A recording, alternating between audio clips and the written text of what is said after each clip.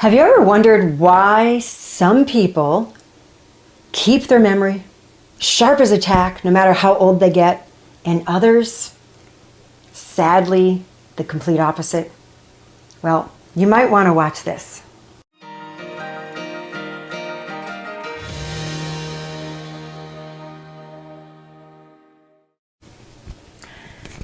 I'm going to do something a little bit different in this video. I usually teach movement. I might show some slides with some data and some references and some little known facts that really should be mainstream knowledge, but they're not, right?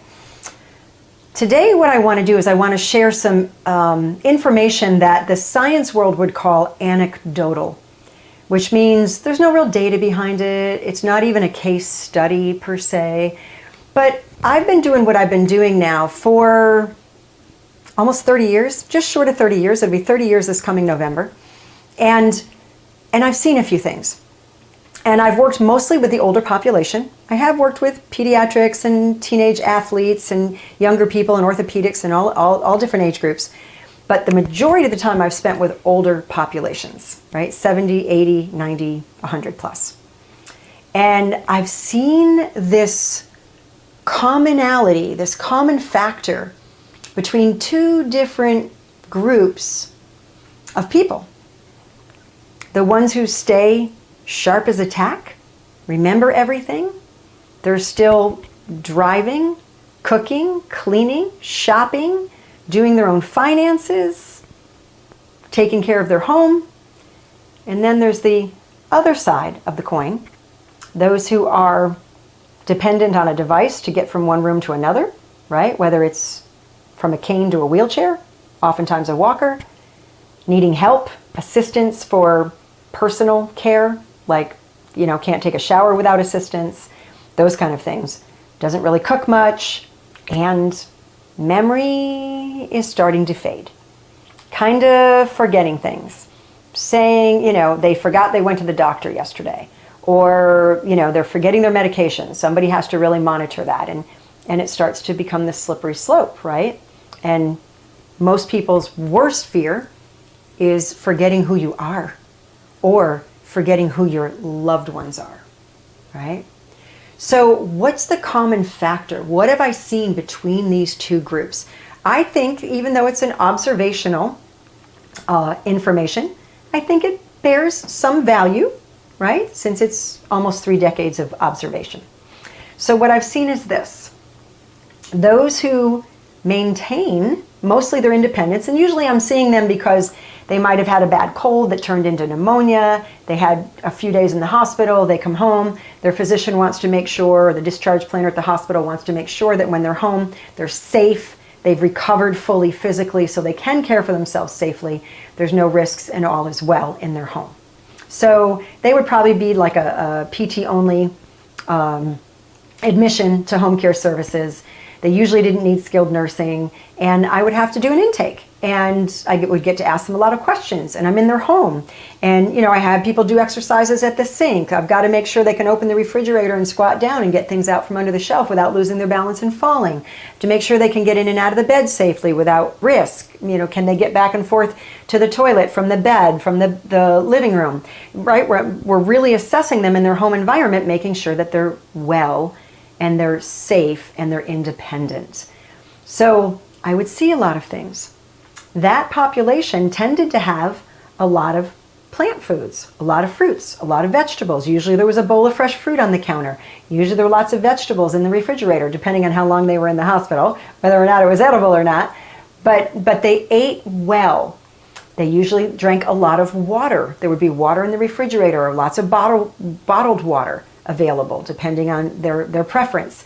But they would drink water. I never had to talk them into it or encourage them. They were always drinking water. They enjoyed water.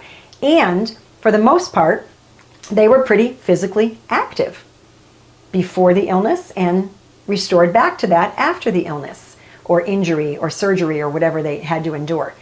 Usually they were somebody who enjoyed exercising, or they were pretty sports or athletic when they were younger. Didn't have to be somebody who was, who was in the Olympics, but they weren't a sedentary person.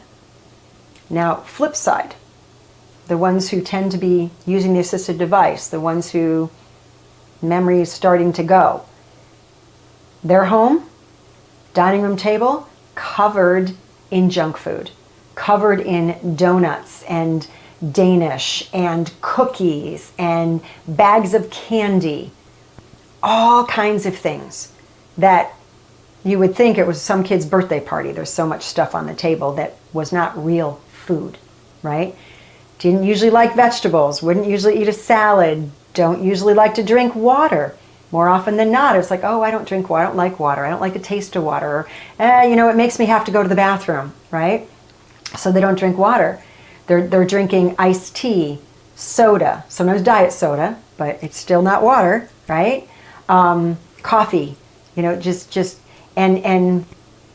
you would also see this in the nursing home settings and long-term rehab settings. Those who were not very mobile, or even if they were fairly mobile, brain health, memory was very much impacted.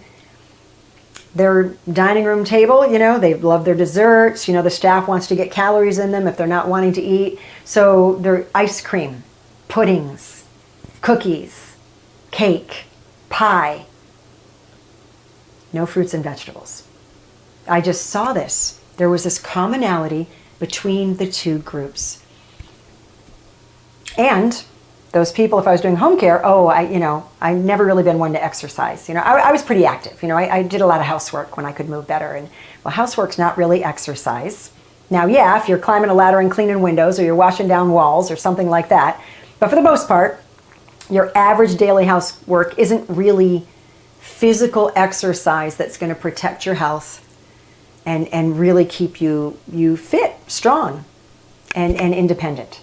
So, and there's lots that can be said, and I didn't want to make this a whole bunch of data and have your eyes glaze over, but there's lots that can be said about exercise and brain health, specifically memory.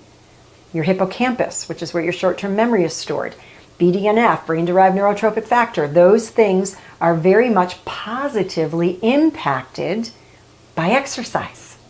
So move it or lose it really has a whole new meaning, right? When you think about it that way. So I would love to hear from you. Let me know if you've kind of seen this correlation. Maybe you've got some loved ones, family members, coworkers, colleagues, neighbors who you saw their lifestyle was less than optimal, and they did end up that way, right? And those who didn't. Now, I'm not saying that it's cause and effect, but it's observational, it's anecdotal, but I think it has some value. I think it can give us some piece of insight into what's going on in our world and how our future can be impacted, right? Both positive and negative. So if you saw any value in this, please hit the like button and subscribe if you're not a subscriber. And thank you for listening. And I look forward to your comments, and I'll see you next time.